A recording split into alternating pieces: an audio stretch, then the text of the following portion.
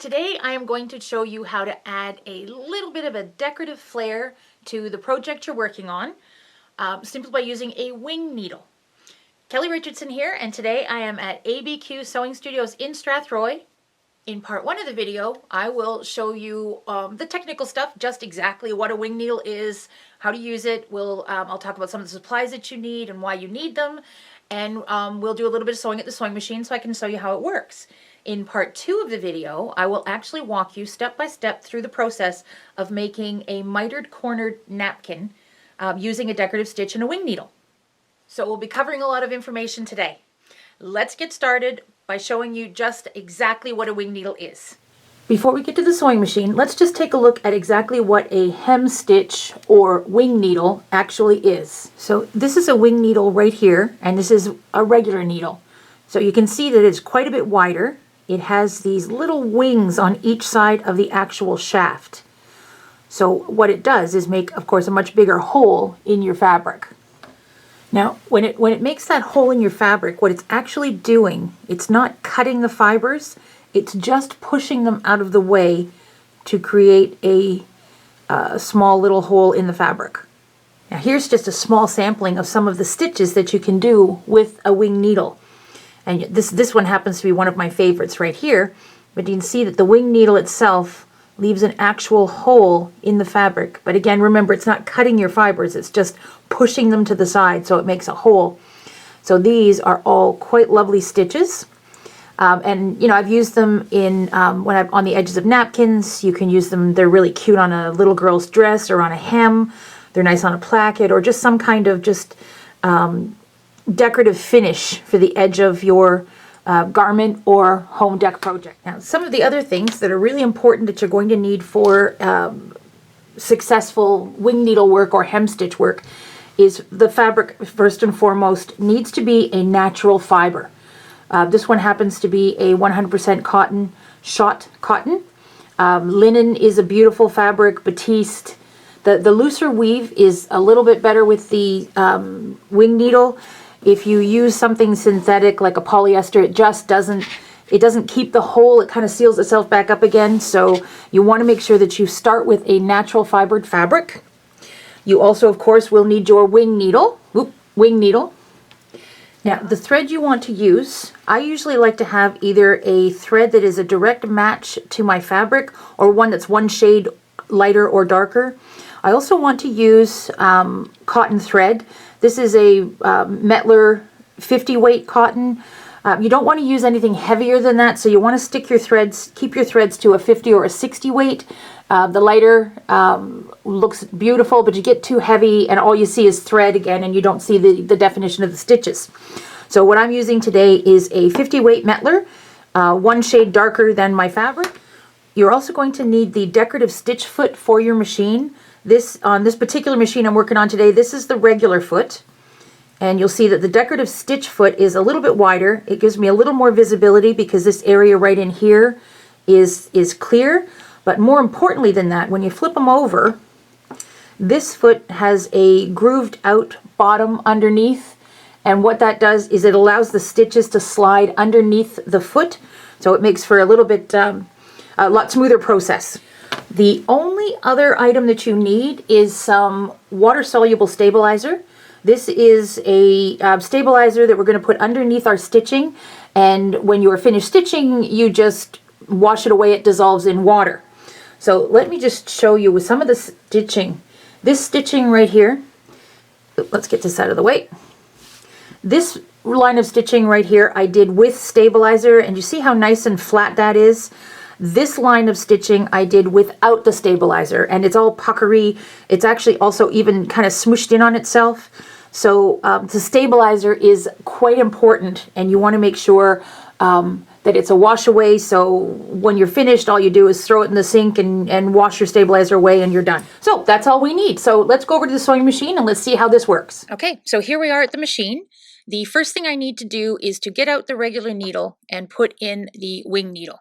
So I'm just going to drop this needle, take that one out, and put in my wing. Make sure that's snug all the way to the top. There we go, tighten that in. Now, just like in the twin needle that we talked about last week, your needle threader will not work when you have a wing needle in. Don't even try. It would damage your needle threader. Let's just thread that the old-fashioned way.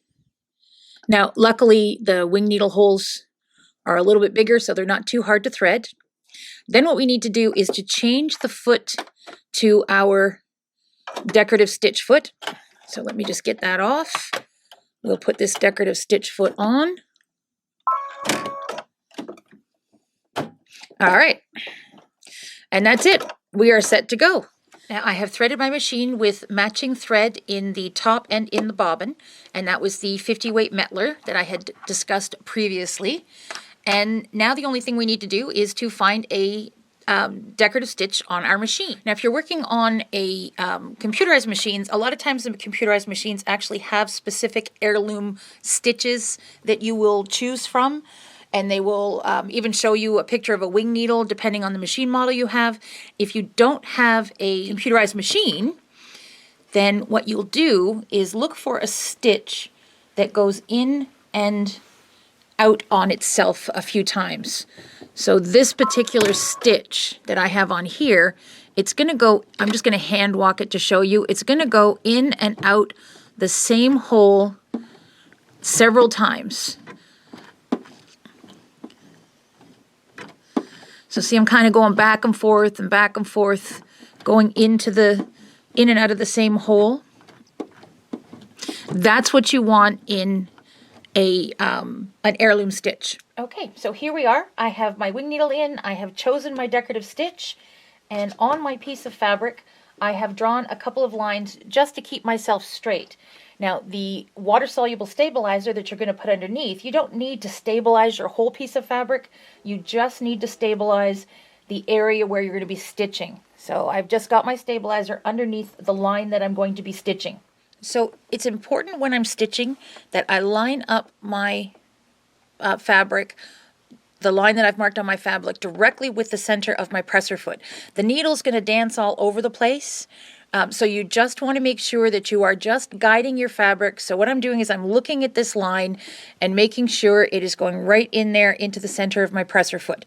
And you just want to gently hang on and guide. Don't push, don't pull. You got to let the feed dogs do their job.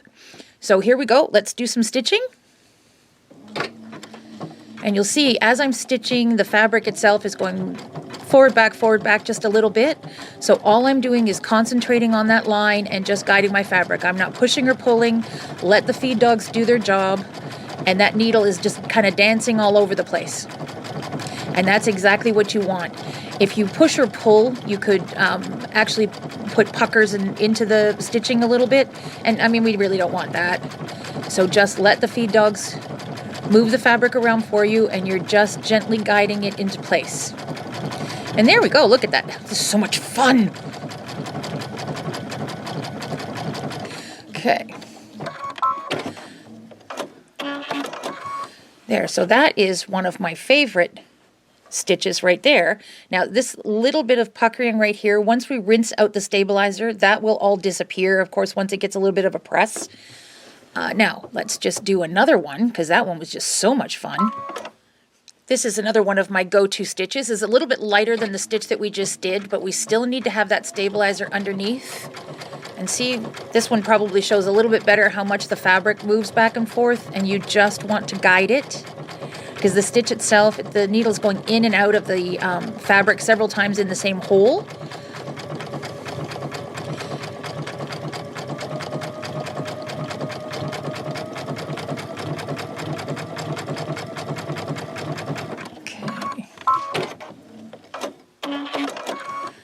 So see, that one is just a little bit lighter, but you can see the holes, the light coming through the holes there.